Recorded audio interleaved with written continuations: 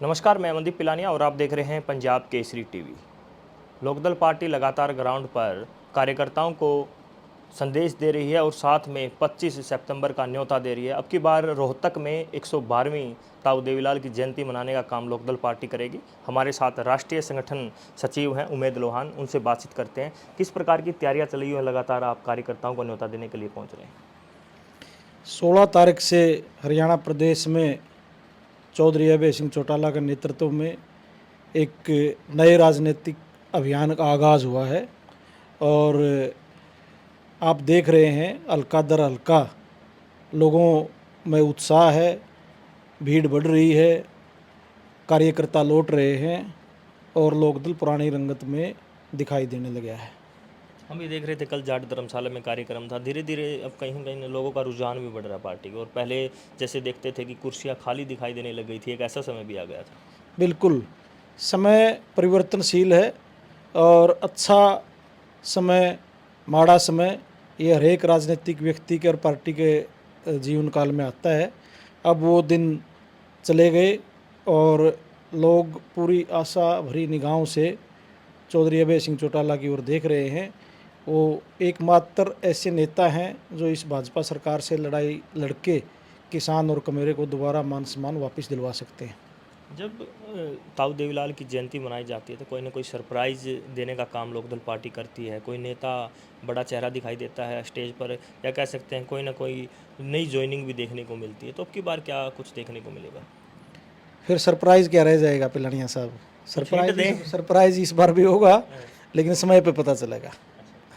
तो हरियाणा में जो हालात बने हुए हैं, हम बात करें तो जिस प्रकार क्राइम बढ़ता जा रहा है लगातार। जींद में आज हम बैठे हैं और जींद की बात करें तो लगातार क्राइम का ग्राफ बढ़ता जा रहा है। मुख्यमंत्री एक तरफ कहते हैं कि बदमाश हरियाणा छोड़ दो या बदमाशी छोड़ दो, किस प्रकार देखते हैं? ये कोई बीजेपी के कार्यकर्ता थोड़े जो मुख्यमंत्री के कहने से हरियाणा छोड़ देंगे या हरियाणा के अंदर चले जाएंगे। वो तो कड़ाई की और जो सख्त प्रशासन की, पुलिस की कार्रवाई है, उससे काबू आने वाले लोग हैं। आज हरियाणा प्रदेश नॉर्थ इंडिया के सभी क्रिमिनलों के लिए एक सुरक्षित अड्डा बन गया है। कोई भी 100-200 करोड़ के टर्नओवर वाला व्यापारी आज इस प्रदेश में सुरक्षित नहीं है। 90% लोग तो पुलिस के पास शिकायत करने भी नहीं जाते। हर व्यापारी आज फिरौती की समस्या से जूझ रहा है। ज़्यादातर लोग चुपचाप पैसे देने में अपने भलाई समझते हैं, क्योंकि पुलिस कोई कार्रवाई तो कर नहीं पाती, उल्टे उन लोगों से दुश्मनी और हो जाती है। आपको क्या, आपने कहा कि यहाँ पर व्यापारी सुरक्षित नहीं हैं, लेकिन लगातार अब आईएमटी का भी जिक्र करें। आईएमटी की घोषणा की है, 6 आईएमटी नहीं बनाने की कोशिश कर रही है सरकार, और ज़मीन की भी रिक्वायर कर रही है और लोगों से कह रही है कि जो ज़मीन देना चाहता है वो ज़मीन दे सकता है। चलो, अच्छी बात है, नए उद्योग धंधे शुरू होंगे, नौजवानों को रोज़गार मिलेगा, लेकिन उसके लिए किसानों को जो प्रॉपर रेट हैं, जिस तरह ज़मीनों के भाव में आग लगी हुई है और आए दिन जो अवैध प्रॉपर्टी डीलिंग करने वाले लोग हैं वो पैसे कमाने का काम कर रहे हैं, और जो भी एक्सप्रेसवे हैं, हाईवे हैं, उनके बीच में ज़मीन की कीमत आसमान छू रही है। उसी हिसाब से मार्केट रेट तय करके किसानों को यदि सरकार पैसे देगी तभी किसान राजी होंगे। किसान को मार के उद्योग पनपें, इस बात के समर्थन में इंडियन नेशनल लोकदल पार्टी नहीं है। काफ़ी किसान विरोध भी करे आईएमटी को लेकर। कुछ किसानों का कहना है कि जैसे जींद ही की बात करें तो जींद में कुछ इलाका ऐसा चुना गया जहाँ पर उपजाऊ ज़मीन है और कहीं ना कहीं खेती भी अच्छी होती है। किसान कहते हैं कि अगर आईएमटी ही लानी थी तो जुलाना साइड जहाँ पर फसल अच्छी नहीं होती, बंजर ज़मीन है, वहाँ पर होनी चाहिए थी। बिल्कुल, किसानों की बात सुनी जानी चाहिए, क्योंकि अल्टीमेटली ज़मीन तो उनकी है जिस पे सारा प्लानिंग की गई है। जो उद्योग धंधे लगाने की बात सरकार कर रही है, किसानों से बात करें और किसानों को मना के संतुष्ट करके फिर आगे बढ़ने का काम करें। हम बात करें जेजेपी पार्टी भी साथ में ताऊ देवीलाल और चौधरी ओम प्रकाश चौटाला का कहीं ना कहीं क्रेडिट लेने का काम करती है। लेकिन जो जयंती है लगातार लोकदल पार्टी बनाने आ रही है, लगातार हर साल लोकदल पार्टी ही बनाती है जयंती। लेकिन जैसे जिस प्रकार से क्रेडिट लिया जाता है, वो एक छोटा सा समारोह, एक कार्यक्रम करके जयंती बनाते हैं। उनकी पार्टी में कोई रैली देखने को नहीं मिलती और क्रेडिट बराबर का लिया जाता है। सबको अपना अपने हिसाब से अपनी पार्टी चलाने का अधिकार हासिल है। चौधरी देवीलाल और चौधरी ओम प्रकाश चौटाला में उस सत्र की आस्था कभी जेजेपी पार्टी की नहीं रही कि वो उनके नाम पे कोई समारोह करें। ये लोग भी अच्छी तरह जानते हैं, समझते हैं। उस पार्टी का जो अपने आप को युवा चेहरा मानता है, वो अपने से बड़ा नेता इस परिवार में किसी को नहीं मानता। और जो उसकी पार्टी का स्थापना दिवस है, उसी को सिर्फ धूमधाम से मनाने का काम उन द्वारा किया जाता है।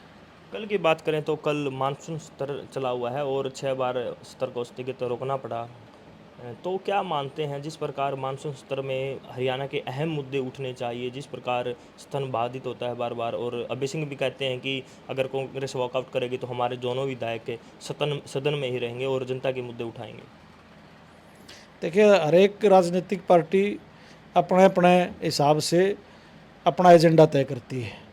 कांग्रेस पार्टी जो स्वयं भाजपा के साथ मिली हुई है, ये विधानसभा चुनाव में आम आदमी को भी पता लग चुका है।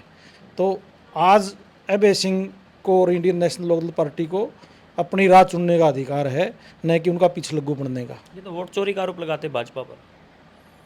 वोट चोरी का आरोप मेरे ख्याल में तो हरियाणा में सबसे ज़्यादा कोई वोट चोरी करने का काम किसानों के किया है तो वो कांग्रेस पार्टी ने किया है, क्योंकि बुरी तरह पूरी ताकत के साथ तन मन धन से किसान इनके पीछे लगा हुआ था।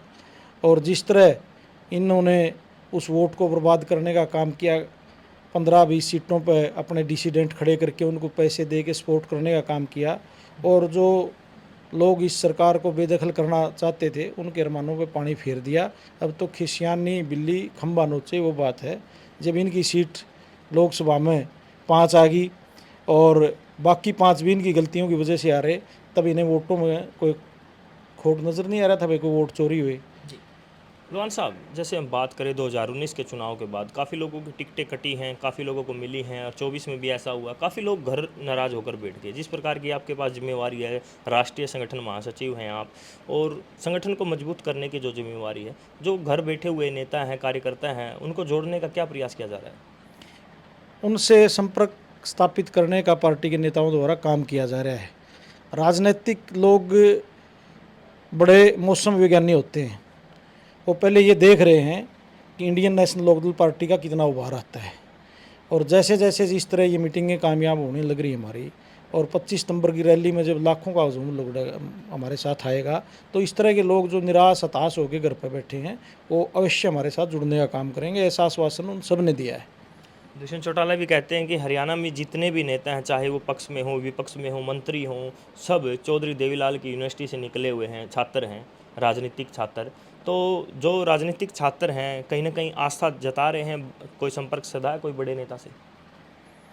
देखिए, ये तो कोई दुष्यंत का कहने की बात नहीं है, ये तो पूरा हरियाणा प्रदेश जानता है कि उन्होंने आम घरों से उठा के बहुत से लोगों को नेता बनाया है। लेकिन ये बात तो कहने का अधिकार आज अभय सिंह चौटाला को है, जो उसकी पार्टी की चौधरी देवीलाल की लोकदल की विरासत को संभाले हुए हैं।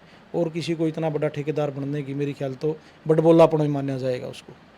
मेरा आखिरी सवाल है आपसे, जो जयंती मनाई जा रही है रोहतक में, और रोहतक की तरफ विशेष ध्यान सभी पार्टियां दे रही हैं क्योंकि चौधरी भूपेंद्र सिंह हुड्डा का गढ़ माना जाता है रोहतक, तो क्या विशेष वहां पर घोषणाएं हो सकती हैं 2029 को लेकर, पार्टी को लेकर, संगठन को लेकर, और कितनी तादाद में हरियाणा भर से लोग आएंगे? लाखों की तादाद में लोग पूरे हरियाणा प्रदेश से 36 बिरादरी के लोग शामिल होंगे इस समारोह में। और जिन समस्याओं से आमजन आज जूझ रहा है हरियाणा प्रदेश का, चाहे किसान है, मजदूर है, चाहे कर्मचारी है, चाहे छोटा व्यापारी है, उन सब की समस्याओं पर गौर करके एक किस तरह का आगे का रोड मैप तैयार किया जाएगा, सत्ता में आने के बाद उन समस्याओं से जनता को निजात मिल सके। ये थे हमारे साथ राष्ट्रीय महासचिव उमेद लोहान, और संगठन को मजबूती के लिए लगातार पार्टी और इनकी तरफ से प्रयास किया जा रहा है। आने वाली 25 सितंबर को 112वीं जयंती ताऊ देवीलाल की रोहतक की भूमि पर मनाने का काम लोकदल पार्टी करेगी, और हरियाणा के तमाम मुद्दों को लेकर इनसे बातचीत की। जींद से पंजाब केसरी के लिए मैं मनदीप पिलानिया। हमसे जुड़े रहने के लिए हमारे YouTube चैनल को सब्सक्राइब करें और नई वीडियो की नोटिफिकेशन के लिए बेल आइकॉन को दबाएं। अगर आप ये वीडियो Facebook पर देख रहे हैं तो लाइक जरूर करें और ज्यादा से ज्यादा शेयर करें। धन्यवाद।